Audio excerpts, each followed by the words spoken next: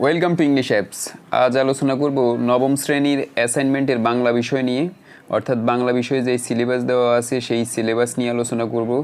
খাতা কীভাবে মূল্যায়ন করা হবে সেই সম্পর্কে আলোচনা করব এবং অ্যাসাইনমেন্টের একটি নমুনা উত্তরপত্র দিব যাতে সবার বোঝার সুবিধা হয়।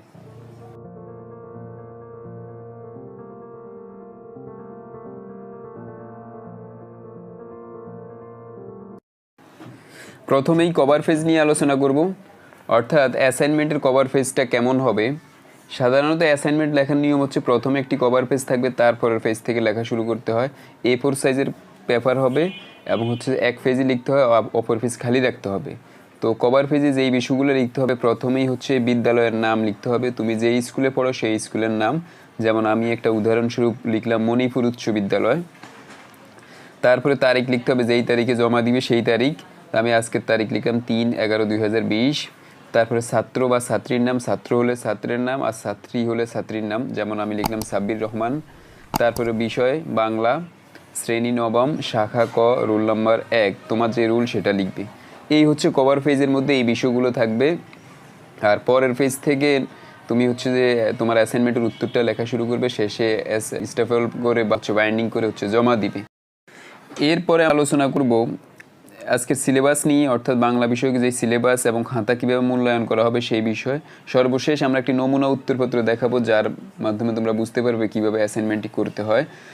তার আগে যারা এখনও ইংলিশ অ্যাপ চ্যানেলকে সাবস্ক্রাইব করোনি, অবশ্যই সাবস্ক্রাইব করবে, কমেন্ট শেয়ার করে পাশে থাকবে এবং নোটিফিকেশন বাটন অন করে রাখবে যাতে করে পরবর্তী ভিডিও আপডেট পেতে পারো। প্রথমে আমরা বোর্ড কর্তৃক যে সিলেবাসটি দেওয়া আছে প্রথম অ্যাসাইনমেন্টের জন্য সেটা নিয়ে আলোচনা করব। তোমরা দেখতে পাচ্ছ প্রথম অ্যাসাইনমেন্ট অধ্যায় কপোতাক্ষ নদ, অর্থাৎ তোমাদের একটা কবিতা আছে মাইকেল মধুসূদন দত্তের কপোতাক্ষ নদ। সেই কপোতাক্ষ নদে আমরা দেখতে পাই যে স্বদেশপ্রেম ফুটিয়ে উঠে হয়েছে। তো সেই কপোতাক্ষ নদের যে দেশপ্রেম বোঝানো হয়েছে, সেই দেশপ্রেমের আলোকে তোমাদেরকে বলা হয়েছে একজন দেশপ্রেমিক নাগরিকের 10টি গুণ 10 বাক্যে প্রকাশ করার জন্য। অর্থাৎ তুমি অ্যাসাইনমেন্টের মধ্যে একজন দেশপ্রেমের যেই গুণাবলীগুলো দরকার, এরকম 10টা গুণ 10টা বাক্যের মধ্যে তুমি লিখবে, সুন্দরভাবে সাজিয়ে লিখবে, তাহলে তোমার অ্যাসাইনমেন্টের কাজটা কমপ্লিট করা হবে। এখন আমরা আলোচনা করবো অ্যাসাইনমেন্টটি কীভাবে মূল্যায়ন করা হবে সেই বিষয় নিয়ে। মূল্যায়ন নির্দেশক সম্পর্কে বলা আছে, প্রথমে আমরা একটা দেশপ্রেমের লাইনটি উল্লেখ করতে হবে, অর্থাৎ দেশপ্রেম জনম আমার বলতে হবে, লিখতে হবে।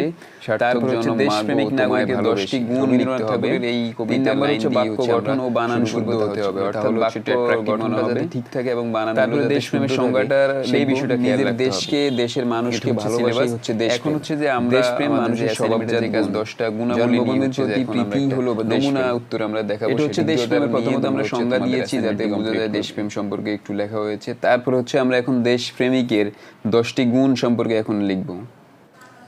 দেশপ্রেমিক নাগরিকের 10টি গুণাবলী, অর্থাৎ একজন দেশপ্রেমিকের অনেক গুণ রয়েছে, দেশের প্রতি অনেক দায়িত্ব কর্তব্য রয়েছে। তার মধ্যে প্রথম যে আমি আমার মতো করে 10টা গুণ লিখছি।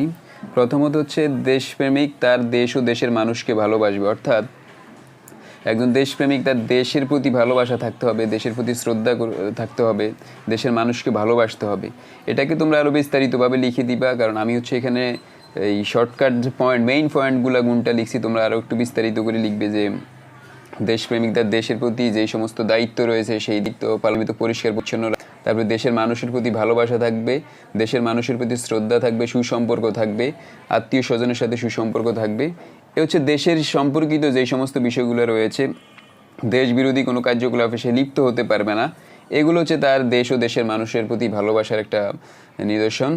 তারপর 2 নম্বরে যেটা রয়েছে, একজন দেশপ্রেমিক সরকারের নির্দেশনা মেনে চলবে, অর্থাৎ সরকার যখন যেই নির্দেশনা দেয় তখন সে সেই নিয়মগুলো মানতে বাধ্য থাকবে, অর্থাৎ মেনে চলাই একজন সত্যিকারের দেশপ্রেমিকের গুণাবলী।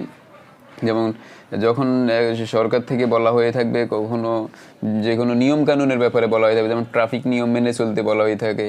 তারপর আরও বিভিন্ন নিয়ম, যারা স্টুডেন্ট আছে তাদেরকে নিয়মিত পড়াশোনা করতে হবে, স্কুলে পরিষ্কার পরিচ্ছন্ন রাখতে হবে, অপরিষ্কার করা যাবে না, অনৈতিক কাজে লিপ্ত হওয়া যাবে না। এই যে সরকারের যে সমস্ত নির্দেশনা রয়েছে সেই নির্দেশনাগুলো মেনে চলতে হবে। যেমন এখন করোনাকালীন সময়ের মধ্যে এখন সরকার বিভিন্ন সময় আমাদেরকে বিভিন্ন নির্দেশনা দিয়েছে কখন বাসা থেকে বের হতে হবে। যেমন বলেছে সবসময় মাস্ক পরতে হবে। এটাও একটা স্বদেশপ্রেমিক, একজন সত্যিকার অর্থে দেশপ্রেমিকের গুণাবলী যে নিয়মিত আমাদেরকে মাস্ক পরতে হবে। সুতরাং একজন দেশপ্রেমিকে সরকারের নির্দেশনা মেনে চলবে। 3 নম্বর হচ্ছে দেশপ্রেমিক সরকারকে নিয়মিত কর পরিশোধ করবে। অর্থাৎ প্রত্যেকের একটা কর রয়েছে সরকারের প্রতি, একটা আয়কর যাদের দেওয়ার প্রয়োজন, যাদের দিতে হয় আয়কর, তারা নিয়মিত যাতে সরকারকে আয়কর বা কর পরিশোধ করে। কারণ এই ট্যাক্সের অর্থ দিয়ে হচ্ছে দেশ চলে, দেশের সব কিছু চলে। সুতরাং সবাইকে সবার কর সময় মতো পরিশোধ করার জন্য হচ্ছে একজন সত্যিকার অর্থে দেশপ্রেমিকের গুণাবলী। সুতরাং আমাদেরকে নিয়মিত কর পরিশোধ করতে হবে। 4 নম্বর দেশ আইন মেনে চলবে। অর্থাৎ আমরা জানি ট্রাফিক অনেক রুলস রেগুলেশনস রয়েছে, সেই নিয়মাবলীগুলো আমাদেরকে সবসময় মেনে চলতে হবে। আমরা যাতে সবসময় আমাদের যেই দিকে হাঁটার কথা ওই দিক দিয়ে হাঁটি, সঠিক রং সাইড ইউজ যাতে না করি, সেই বিষয়গুলো আমাদেরকে মেনে চলতে হবে। সুতরাং একজন সত্যিকারের দেশপ্রেমিক আইন মেনে চলবে।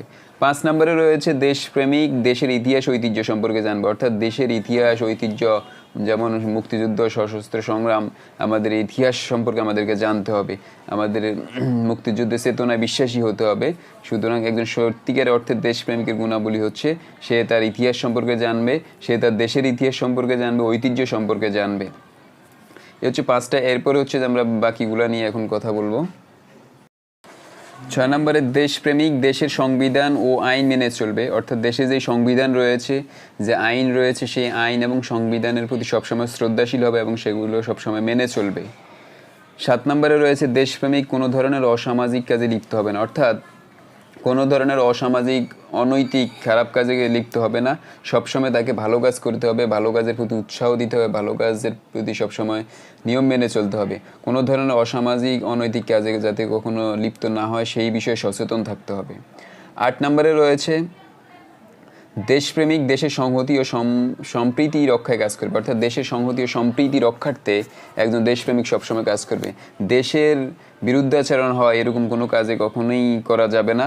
একজন সত্যিকারের দেশপ্রেমিক যে সে সবসময় দেশের সম্প্রীতি রক্ষায়, দেশের সংহতি রক্ষায় সবসময় কাজ করবে। 9 নম্বরে দেশপ্রেমিক দেশের উন্নয়নের জন্য কাজ করবে। অর্থাৎ দেশ কীভাবে উন্নয়ন হয়, দেশ কীভাবে উন্নতি লাভ করে সেই বিষয়ে সবসময় দেশপ্রেমিক কাজ করবে। দেশের যাতে কোনো ধরনের ক্ষতি না হয় সেই বিষয়ে সবসময় সচেতন থাকতে হবে। দেশকে ভালোবাসতে হবে, দেশের উন্নতির জন্য সবসময় কাজ করতে হবে, অপরকে সহযোগিতা করতে হবে, সরকারকে সহযোগিতা করতে হবে দেশের উন্নয়নের জন্য। প্রত্যেকের কাছ থেকে যতটুকু সহযোগিতা সরকার আশা করে, অর্থাৎ আমার যতটুকু দায়িত্ব রয়েছে দেশের প্রতি, সেই সবগুলো দায়িত্ব যাতে আমি নিয়ম পালন করতে পারি সেই বিষয়ে আমাকে সচেতন থাকতে হবে। সর্বশেষ যেটা রয়েছে সেটা হচ্ছে একজন দেশপ্রেমিক দেশের জাতীয় পতাকার প্রতি শ্রদ্ধাশীল থাকবে। প্রত্যেক দেশেরই একটা জাতীয় পতাকা রয়েছে, তেমনিভাবে বাংলাদেশের একটা জাতীয় পতাকা রয়েছে।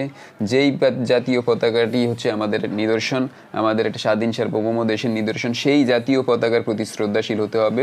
আমাদের যেই জাতীয় দিবসগুলো রয়েছে সেই দিবসগুলোতে আমরা হচ্ছে জাতীয় পতাকা সরকার আরও যতগুলো দায়িত্ব রয়েছে, যতগুলো আমাদের কার্যক্রম রয়েছে সবগুলোর প্রতি শ্রদ্ধাশীল থাকতে হবে। এভাবে আমি এখানে 10টা গুণ লিখছি আমার মতো করে, তোমরা তোমাদের মতো করে একজন সত্যিকার দেশপ্রেমিকের 10টা গুণাবলী লিখবে, যেই গুণগুলো হচ্ছে একজন দেশপ্রেমিকের জন্য অপরিহার্য। সেগুলো অনুযায়ী লিখে সুন্দর করে অ্যাসাইনমেন্ট কভার পেজ দিয়ে সাজিয়ে হচ্ছে তোমরা স্কুলে জমা দিবে, তোমাদের নাম ঠিকানা লিখে। তাহলে আশা করি তোমরা ভালো মার্কস পাবে। তো আমাদের ক্লাস যদি ভালো লাগে অবশ্যই ইংলিশ অ্যাপ চ্যানেলকে সাবস্ক্রাইব করবে, লাইক কমেন্ট শেয়ার করে পাশে থাকবে।